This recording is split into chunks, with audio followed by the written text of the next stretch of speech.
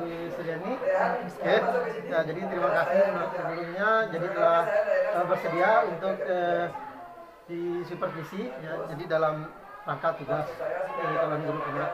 Jadi sebelumnya saya boleh tahu dulu, ini materinya tentang apa? Tentang pernapasan Organ pernapasan kelas IPA 8 ya. Nah, jadi sebelumnya saya boleh tahu tentang ini tujuan pembelajarannya. Jadi tujuan pembelajaran dari organ pernapasan itu yang pertama siswa dapat menyebutkan yang pertama kali organ-organ apa saja yang termasuk ke dalam organ pernapasan.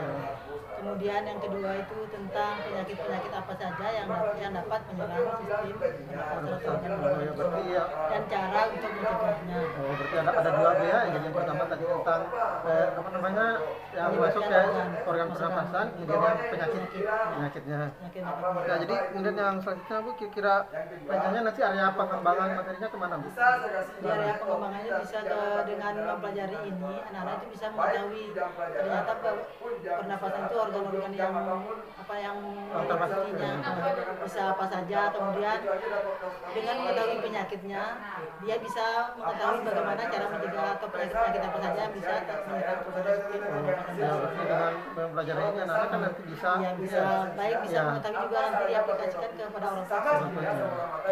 Ya, kemudian mengenai strategi rencana nanti strateginya gimana Bu? Jadi strateginya kalau di sini di samping yang pertama kali itu kita ceramah, jadi menjelaskan kepada anak-anak organ-organ pernapasan itu penyakit apa saja, kemudian apa saja yang dimaksud dengan pernapasan, kenapa kita harus bernapas terutama ya, kemudian tanya jawab. Jadi ketika dijelaskan nanti anak-anak akan bertanya kepada kita kenapa masalah-masalah mungkin yang ditemui dalam kehidupan mereka sehari-hari yang menyangkut dengan organ pernapasan tadi. Mungkin ada rencana program dia tertentu. Jadi medianya ini karena di sini Pak keterbatasan media. Kita juga mau memakai misalnya LCD untuk melihat di internet apa segala macam kan karena simulasi kurang bagus. Jadi saya memakai media yang sehari-hari dekat dengan anak-anak. Itu misalnya contohnya tadi nanti akan saya memakai misalnya bungkus rokok. Karena di bungkus rokok itu kan ada ada gambar. Ada gambar peringatan tentang bahaya menggunakan rokok. Kemudian di samping itu ada gambarnya juga, sampai tulisan itu ada gambarnya yang bisa menyerang sistem pernapasan ketika kita merokok itu apa saja bahayanya. Rencananya bisa dijadikan masuk ya? Besok nggak salah besok jadinya Bu? Ya, besok. Ya, jadi besok kita izin ketemu ya masuk dulu. Terima kasih Bu. Ya.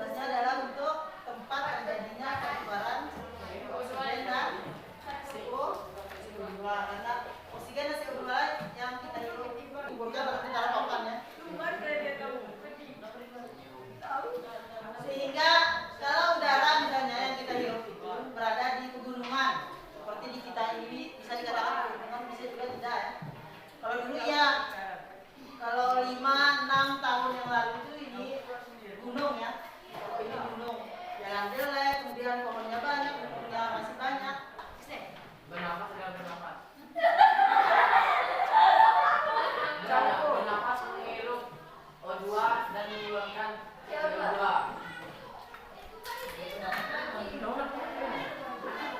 Kami hirup udara ya.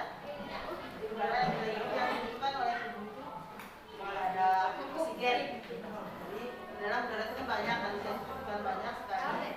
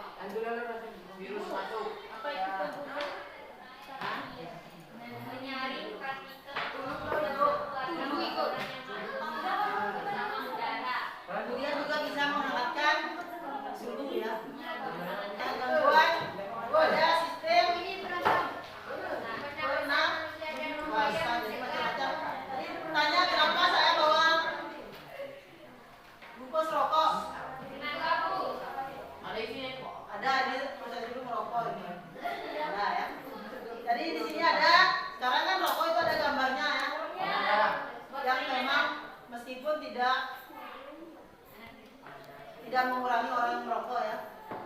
Jadi ini ada gambarnya, kemudian juga ada tulisannya bahwa merokok itu tidak dilarang menjual, dilarang beri pada anak usia di bawah 18 tahun. Kalian sudah berapa tahun? 15.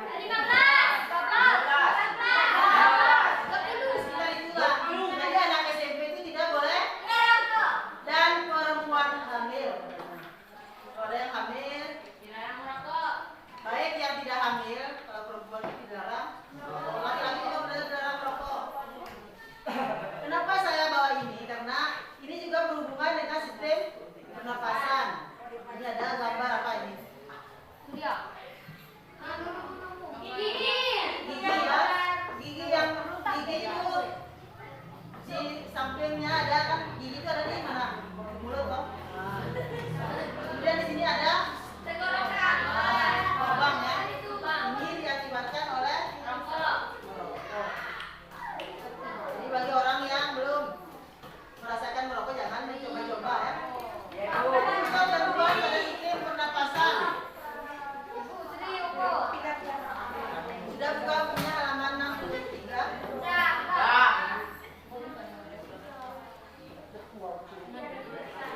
Ini misalnya kalau kita coba nahan napas 15 menit atau bisa 15 detik bisa?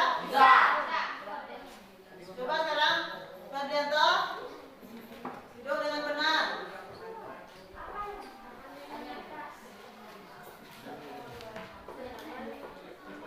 Ini kenapa? Sakit? Coba duduk dengan benar semuanya ya. Duduk dengan benar. Tadi sekarang duduk dengan benar. Punggungnya dengan benar. Duduk. Duduk. Berhenti dulu please. Semua topengnya taruh di atas meja. Duduk. Topeng taruh di atas meja semuanya. Tangannya duduk dengan tenang ya. Ya, duduk dengan tenang, tegak. Sekarang tarik nafas. Diam. Semuanya 1, 2, 3 tarik nafas. 1, 2, 3 tarik nafas ya. Ulang. 1, 2, 3 tarik. Tahan. Lepaskan. Sudah? Ini baru beberapa detik ya. Baru beberapa detik kalian untuk menahan nafas. Apa yang terjadi ketika kita tahan nafas itu?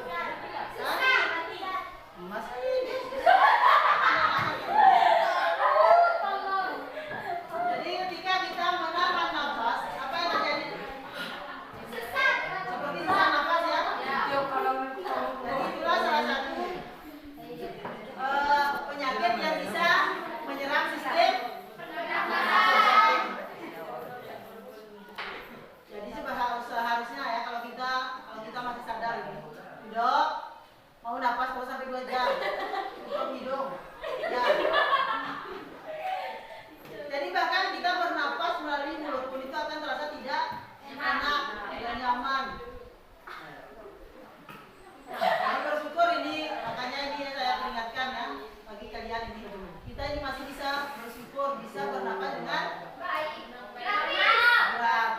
Gratis itu artinya bisa sepuas-puasnya, mau berapa kali, mau ribuan kali, mau ratusan kali dalam 1 hari. Jadi kita nikmati ini nafas yang diberikan secara gratis, udara yang diberikan dengan gratis. Jangan sampai kita itu ada yang membeli udara? Ada.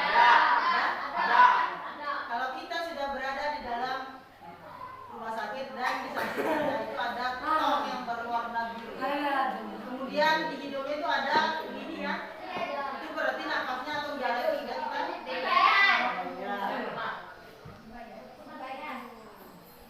Jadi kita ini bersyukur. Jadi makanya kesehatan yang diberikan oleh Allah itu harus kita gunakan dengan baik. Jaga dengan baik, jangan disalahgunakan seperti masih kecil tapi sudah merokok. Sementara merokok itu sudah bisa dilihat akibatnya. Di samping penyakit juga berbahaya bagi kantong karena bisa menghabiskan uang. Apalagi belum menghasilkan uang sendiri terus merokok.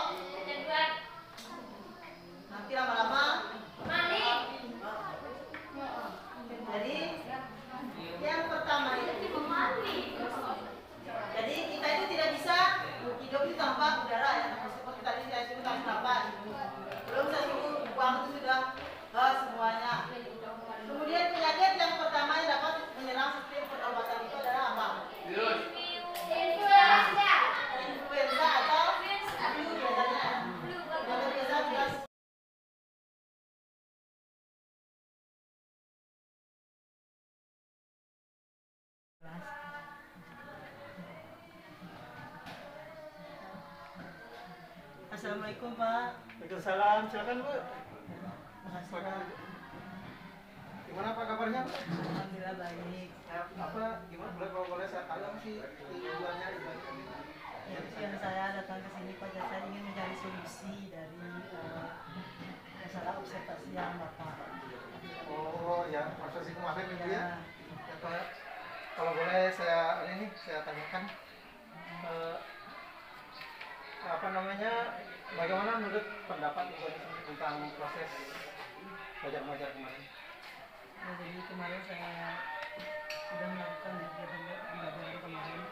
Dari proses tersebut lumayan anak-anak interaksinya dengan saya itu aktifnya lumayan. Meskipun masih banyak hal-hal yang masih kurang, karena biasalah anak-anak di sini kita kurang, mungkin karena media untuk mereka belajar itu agak sedikit berkurang, jadi mereka itu masih belum terlalu betul-betul paham karena kalau kita sudah belajar materi yang belum kita jelaskan. Oh, pasti kalau saya tangkap di sini mungkin di keterbatasan media mungkin ya. Ya. Kemudian juga kemarin lumayan sih, karena ini kan kemarin masalah pengawasan, karena kebetulan buka itu kan semua apa yang ada di dalam kita.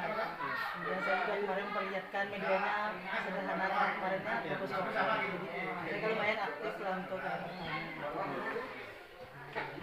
Mungkin kalau seperti ini mengenai anak-anak itu sendiri gimana? Apa namanya, aktivitasnya bagaimana? lumayan aktif, karena seperti tadi saya katakan bahwa mungkin karena berhubungan dengan apa yang ada pada mereka dan apa yang mereka temukan dalam kehidupan mereka sehari-hari. Oh, iya. Di sini saya tidak lumayan aktif mungkin. Berarti ada beberapa mungkin ya. Ada beberapa, biasalah anak-anak itu kan pasti ada yang aktif, ada yang kurang aktif gitu. Tapi lumayan lah. Mungkin ada apa namanya permasalahan lain selain yang disampaikan tadi, ya, apa namanya, selain media dan anak-anak.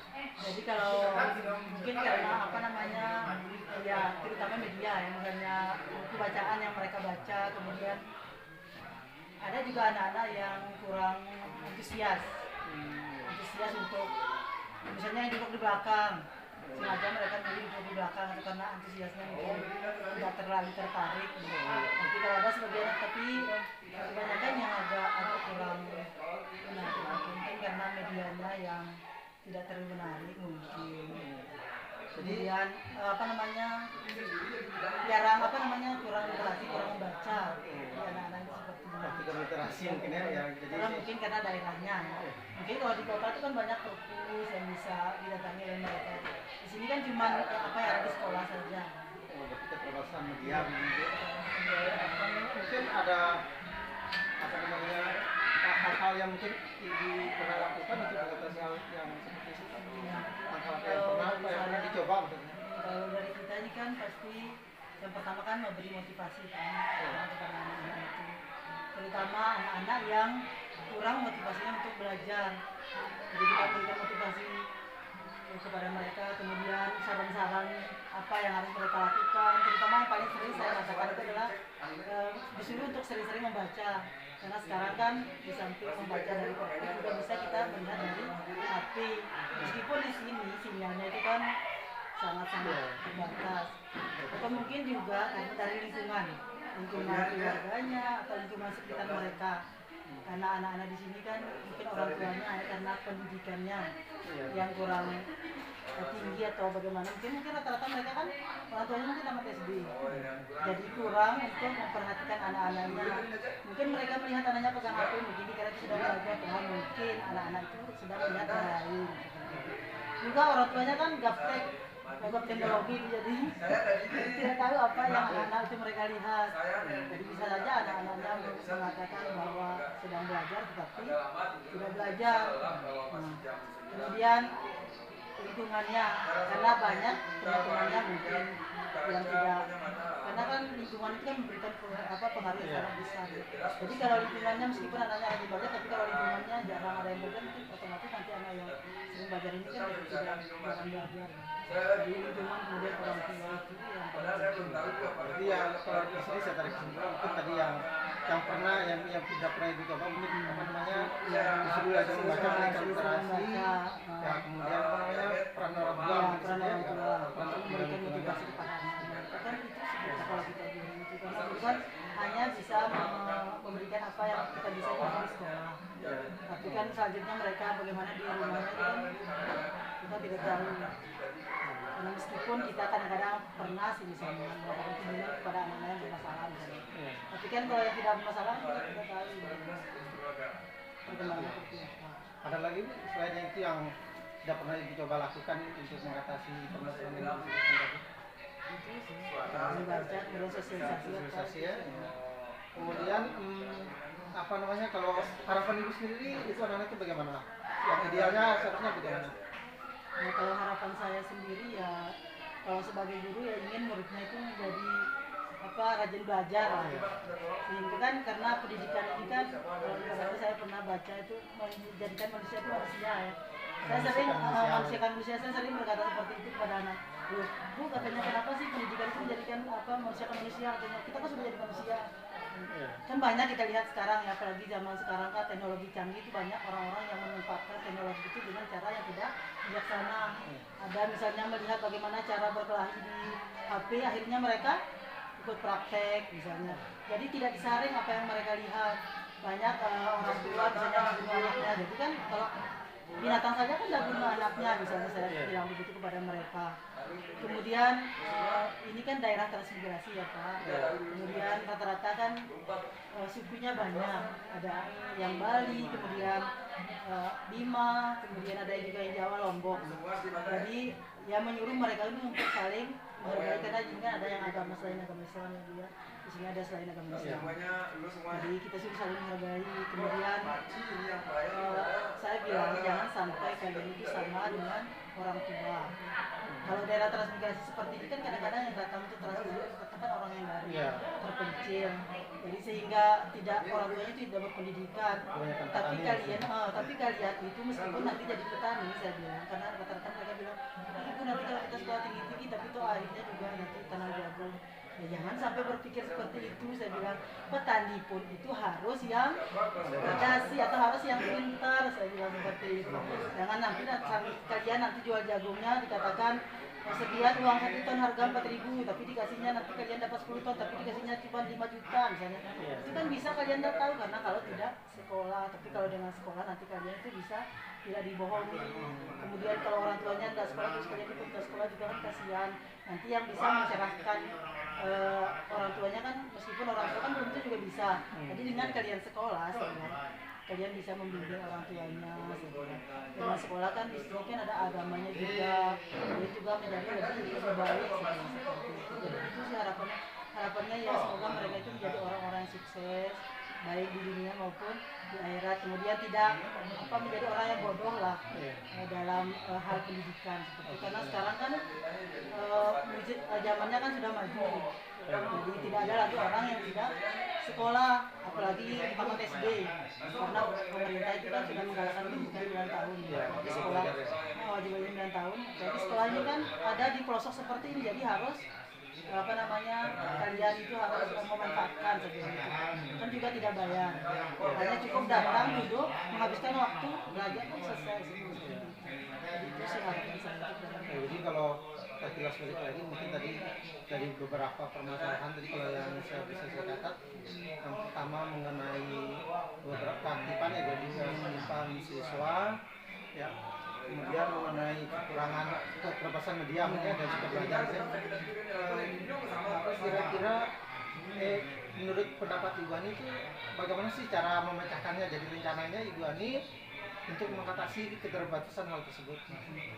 Jadi kalau usaha-usaha yang akan kita lakukan, yang paling jelas itu kan yang pertama itu memunculkan lagi motivasi anak-anak untuk belajar. Jadi bagaimana caranya motivasi dari dalam, karena banyak dari mereka ini yang datang sekolah kalau saya tanya itu kadang disuruh orang tuanya. Mungkin memang pertamanya mungkin mereka disuruh orang tua, tapi kita ingin muncul motivasi dari dalam diri mereka sendiri gitu. Jadi dengan disuruh oleh orang tuanya, jadi nanti yang ke sekolah mereka itu akan lebih semangat. Jadi kalau misalnya untuk IPA ini kan pengetahuan alam ya. Jadi kita mempelajari apa yang ada di sekitar dan apa yang ada pada diri kita.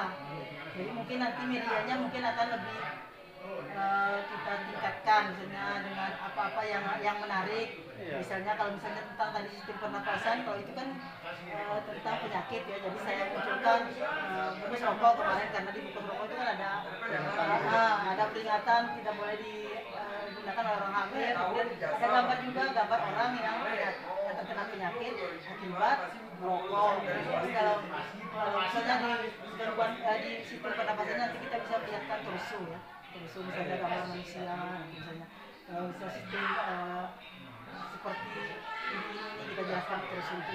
Jadi kalau misalnya materi-materi yang sistem misalnya seperti lingkungan kita bisa ajak ke lingkungan yang ada di sekitar sekolah. Jadi mungkin medianya itu kita perlihatkan yang nyata, yang menarik sehingga mereka itu tidak berandai-andai atau misalnya membayangkan. Jadi kita gunakan media-media yang mungkin ada di sekitar kita, atau mungkin juga kita cari nanti di apa namanya di internet atau apa.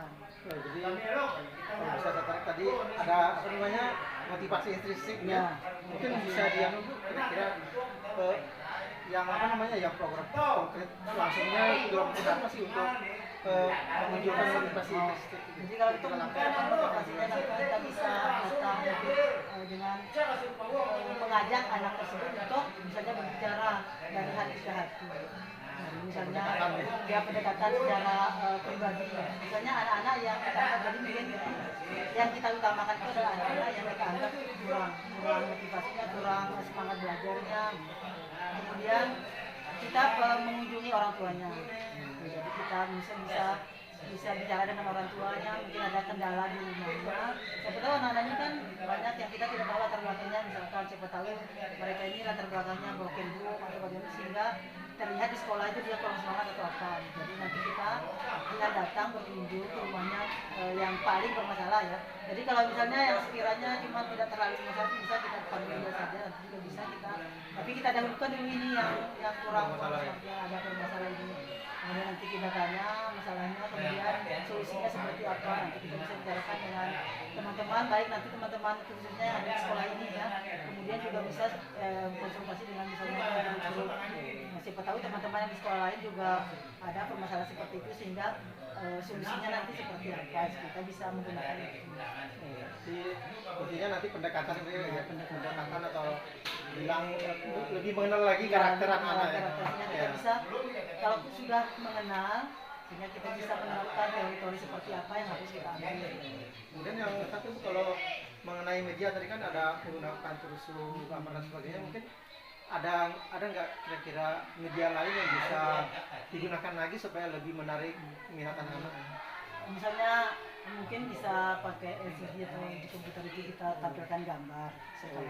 Kalau tadi kan terus itu kan seperti di live ini sudah ada ya. Jadi kita bisa memperlihatkan. Jadi kalau misalnya selain itu kita bisa memakai secara visual. Kita di sekolah ini kan ada LCD. Jadi kita nanti bisa download misalnya di tempat bagusnya kita bawa misalnya kita simpan, kita download dulu, kemudian kita tampilkan secara visualnya. Jadi untuk menarik minatnya. Sehingga mereka itu kan lebih menarik. Ya, rasa penasarannya. Jadi apa namanya? Kira-kira menurut pendapat Ibu Ani sendiri, kira-kira dalam lingkungan ini bukan hanya di sekolah, mungkin di luar juga, kira-kira siapa sih yang bisa membantu Ibu Ani dalam melaksanakan rencana tersebut? Jadi kalau selain di dalam sekolah ya, kalau di dalam sekolah juga bisa. Kalau di dalam sekolah jelas ya kita butuh teman, misalnya teman kepala sekolah misalnya bisa kita bicara. Kemudian teman-teman. Kemudian kalau di lingkungan sekolah bisa ya komunitas di MGNP itu kan, karena yang paling tahu ya di MGNP khusus IPA itu kita bisa meminta bantuan mereka, pengalaman mereka, kemudian caranya. Studi kasus. Ya, studi kasus ya. Jadi kemudian apa namanya Bu? Kira-kira ada nggak sih apa namanya rencana Ibu sendiri untuk pengembangan diri untuk tindak lanjutnya? Kalau untuk pengembangan diri saya sendiri jelas kita ini kan sebagai guru. Guru itu kan bukan orang yang lebih tahu ya, dari murid. Hanya saja mungkin lebih duluan membaca dari murid. Jelas kita yang pertama itu butuh belajar lebih banyak. Karena kan ilmu itu kan pasti berkembang. Jadi kita belajar lebih banyak dengan cara yang membaca, kemudian melihat internet, kemudian juga mendengarkan pengalaman-pengalaman orang lain. Kemudian kita juga aktif di apa namanya itu di komunitas kita kemudian di DP karena musyawarah di mata pelajaran itu kan pasti di situ yang lebih banyak membantu karena kita kan satu bidang itu pasti mereka lebih tahu. Jadi, Kalau dalam lingkungan sekolah itu kira-kira ada nggak yang bisa diajak berkolaborasi untuk ada misalnya teman-teman matematika itu kan bisa. Oh, Jadi yang kemudian di teman ya kemudian di teman sesama guru IPA juga kan bisa kita berkoordinasi untuk menjadi lebih baik gitu supaya kemampuan kita itu kan meningkat. Itu kira-kira kapan sih rencananya Ibu untuk mulai menggunakan rencana apa namanya untuk tindak lanjutnya ini? Untuk tindak lanjutnya ini mungkin minggu depan. Oh, secepatnya ini. Secepatnya karena lebih cepat itu lebih baik slogannya. Jadi kalau kita memperlambat nanti takutnya kan menjadi anak-anak itu mendapat solusinya itu lebih lama lagi. Supaya lebih cepat, supaya anak itu cepat mendapat solusi apa yang mereka alami sekarang. Dan sekolah juga mendapat solusi dari permasalahan anak-anak yang seperti tadi saya katakan. Ya, terima kasih Bu Eni ya. Jadi saya harap nanti apa yang Ibu sudah direncanakan itu bisa terlaksana dengan baik sehingga proses belajar mengajar di sekolah kita bersama ini bisa berjalan dengan lancar dan sesuai dengan harapan Ibu nanti bisa memanusiakan manusia. Iya. Ya. Terima kasih Bu ya. Iya.